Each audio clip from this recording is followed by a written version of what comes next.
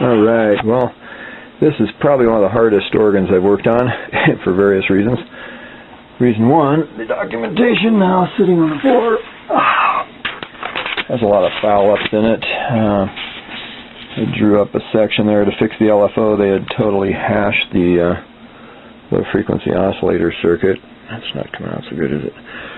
But I found out that there are a couple different versions to the schematic in the process, and so I had to make ends meet and figure out what was supposed to go where. Finally got that going. It's actually a tremolo, not a vibrato in this thing. This is the Farfisa Professional. You can see all the cool-looking spacey knobs there. This is the underside of the tone cards, of course. I'm holding one of the keyer boards for the sustain circuit. I just replaced a shorted cap there, which I put this thing in backwards, and then I put it in again. I forgot it had a bad resistor, and so I said, well, there's the problem. And then when I got to the bad resistor, the cap, it had the one cap and the whole thing that was bad, and I put it in a third time after. It's way back in there too. It's the one that's, you gotta, oh, look at this.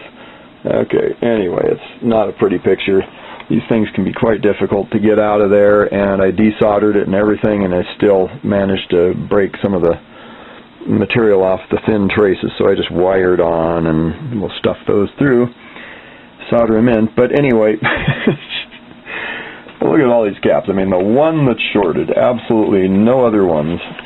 Each one of these has, of course, a card with 5 of those, 6 for the C, because there's an extra C, of course, and they group the bottom or the top in a pair.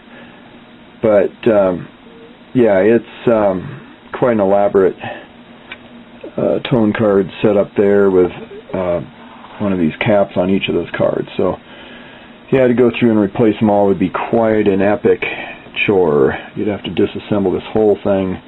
Heat gun recommended. I don't want to do that. Just replace them as they go out. So not bad, one cap in all those years. They measure good ESR. So anyway, so yeah, we'll. But oh yeah, these are basically the octave for each one here. The common octave of the keyer output. And then these coaxes take the signal up to the right side of the front board there. There are 4 capacitors nearby. But this one is a totally different wiring there too, it appears. So yeah, I hope we can find somebody who has the right one. There was a downloadable schematic for the Farfisa Professional on someone's site there, and these crazy switches you have to align with all the flappers back. You want everything back to align those to pull this board off and put it back on, of course. And what else? Had a bad pot there. Had fortunately one good scrap one from a unit we got from Tucson. And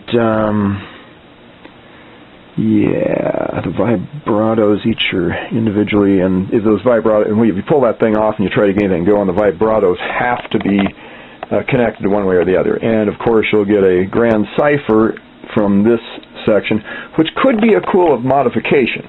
You could have it switched so that it gradually grand ciphers on you to create an effect, and you feed that through an effect processor or something. You might come up with something really good.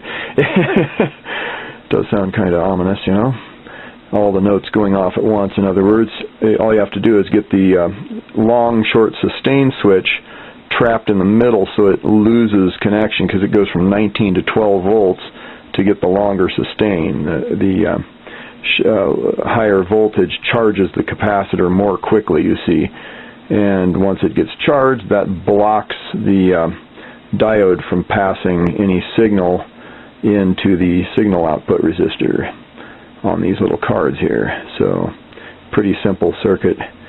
Yeah, I had a leaky diode on one of them, and it didn't measure leaky, so watch out for that. On this one anyway, I blew up my other diode checker that had an extra volt of headroom, but on the 2-volt one here it didn't measure, so it was fine, but it wasn't. I had to hook voltage up to it and test it. So this thing has taken too much time. I'm really tired of it, and it, it's a unit with some rusty stuff, but it overall looks pretty good. The top was in decent shape. I'll have to cut the rivets on the ends and stretch those out and goop them down to make that flat, because they all do that. This thing shrinks slightly or something. And but yeah, the legs and everything's here, so it is an integral organ, and these are pretty cool sounding. Really, they are unique. The percussion, if you get it just right, you can get a really nice sound. We'll demo it later here. Anyway, I'll get it all finished up here. So I had two missing B's on that and a B flat with a bad diode. Those were open resistors, the 470 ohm resistor on this one. The lowest value you have is going to be the keyer resistor. They put different values in the schematic. The 1 meg is actually a 560K that feeds the signal from the diode junction there, lets the signal go through the diode from the tone cards, and once this comes up in voltage, it clamps it off by feeding through a 39K resistor on this one. And they show something else. Oh, and there's an error in the schematic too, obviously, because they showed that we should have a another error. I mean, this was an error. It meant ohms, I'm pretty sure here. It said 220K coming from the sustained key switches, I believe, and then they put 8.2K, which they changed on this one to 12K, I think, and coming to charge the cap, and then the discharge circuit there, or sorry, that's the recharge circuit. Yeah, when it discharges, it just goes through the key switch, which is 470 ohm on this one, and that's probably 220 ohm. Obviously, it's not 220K, and they did it all the way across. So that's an error. Mark that on the schematic, and you'll be a lot less confused than I was when I looked at it. Alrighty, so yeah, 220K would be an awful long charge time. Why would you want it to take longer charging than discharging? It's a sustained circuit. Okay, it's not a tack circuit.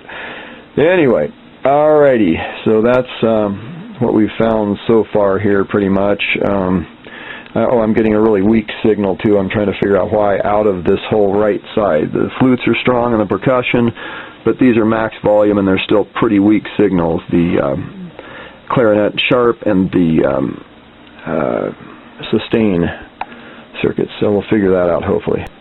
Restored down to the leather strap, which had snapped, and I riveted on a metal end. I put the rivets through the leather that was remaining, that was good, fit it, and put its little thing in there, and I guess we'll throw that one away.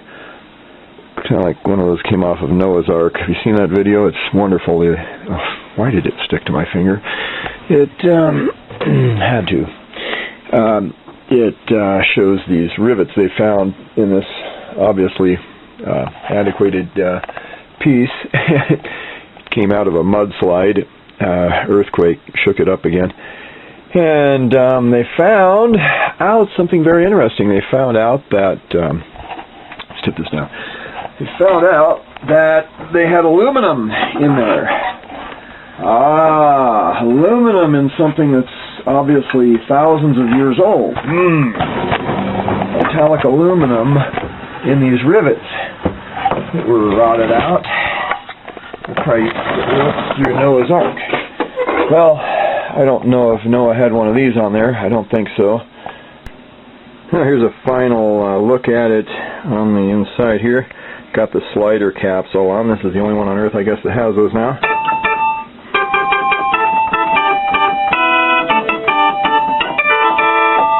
This is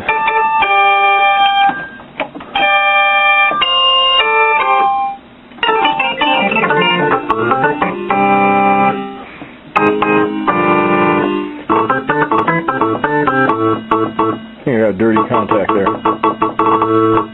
Definitely a dirty contact.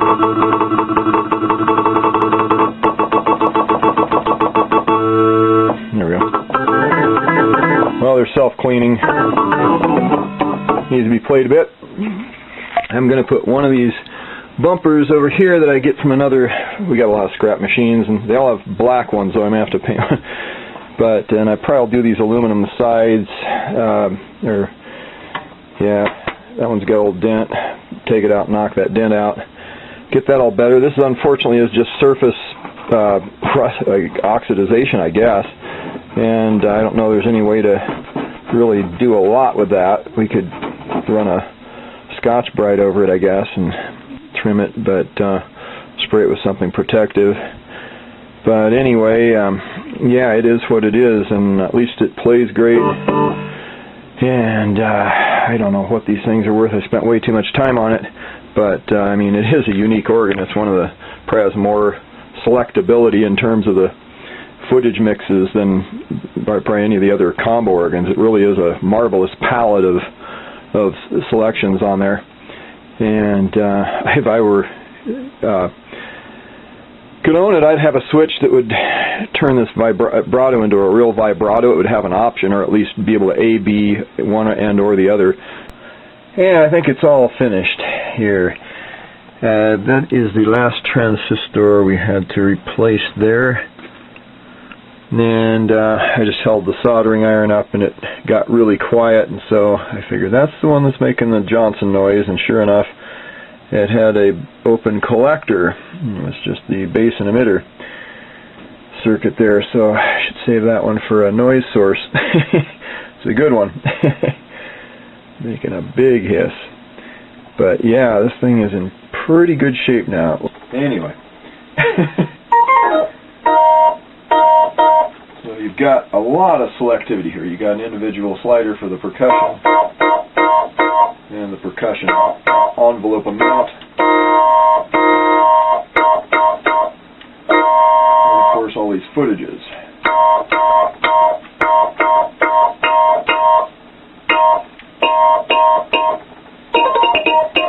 And you can set it as a multi or single trigger.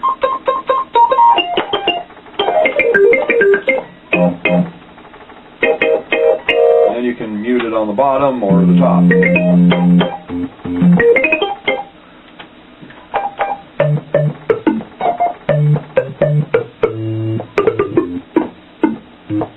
Still some stuff on the keys I need to clean up, but anyway.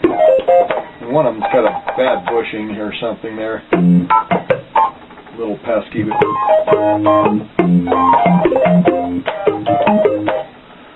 Yeah, I kind of like this thing. It's got some useful attributes.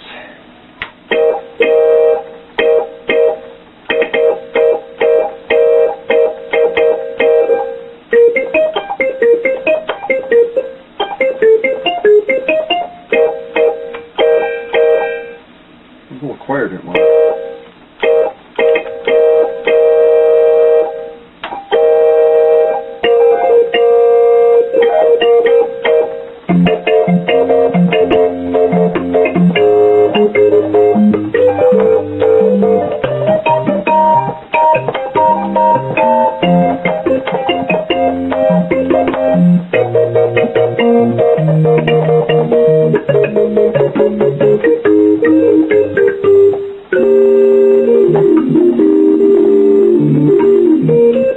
Yeah, kind of a useful piece there, and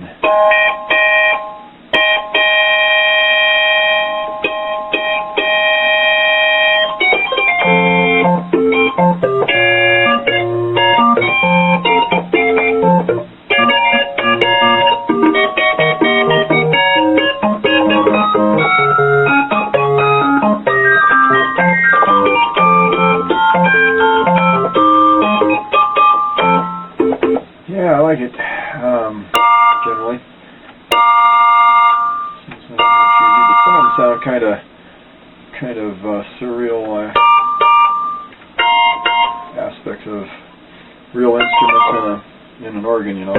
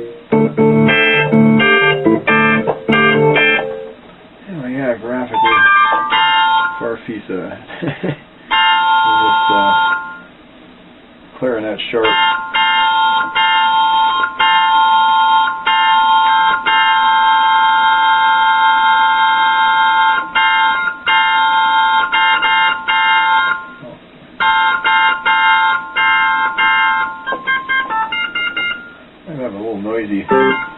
Something there yet. Probably just a key contact I'm hearing. Needs to be played a bit.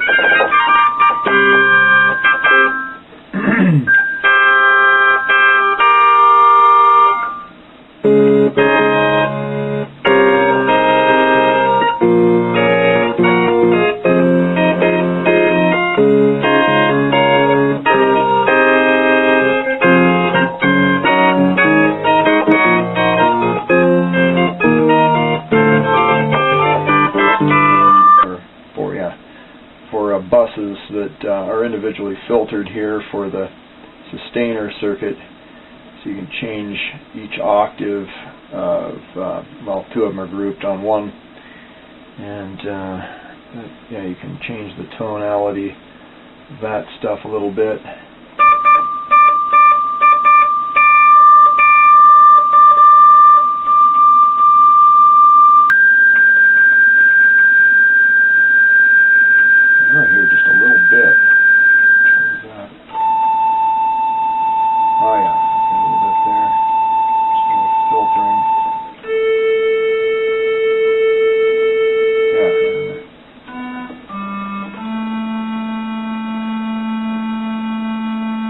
Kind of subtle. Don't give you a lot of control, but a little bit.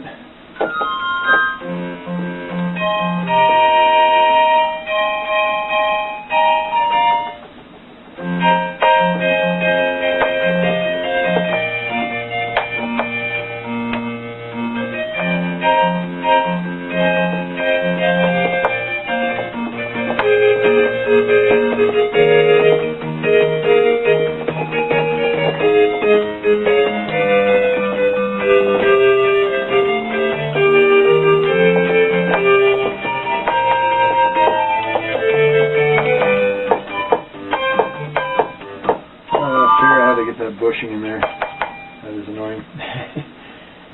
One little annoying Annotation, thing. I installed the bearing again. It is fine. And a long sustainer. Some are longer than others, but they're all pretty close. It is wilting away. It is the last ice we will see as global warming engulfs us with its tear of heat. I like heat. I don't know. Why am I living here? But anyway, here I am in the barren wasteland with another spectacle here. We could do some touch-up on this, I guess. It needs one of these things, or I could put a pair of black ones on it because I've got those. This one's kind of not black. It's kind of aircraft gray. But yeah, they well use this thing, but hey, it plays good, and it's all readable, functional. Farfisa wonder, and the stand works pretty good. And I showed you that. Yeah, we got the thing all rebuilt there so that you can clamp it and it doesn't flop all over the place. It's not so good when it does that. Yeah. All right, but I imagine they had a soft bag for these or something. I'd build a soft bag and like put high-tech foam along the edge to make it so it's, you know, pressing against this, and then put kind of a piece of quarter ply or something there with against that foam, and maybe a support piece in the middle there so you can throw it into a vehicle and nobody's going to crush it and break anything on the front or crush the panel down or anything.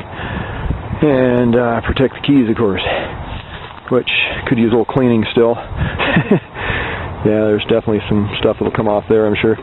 But yeah, it's almost there. I'm going to shoot those panels. They just could look a lot better if we took them out and really painted those, and then they'd look sharp from the front at least.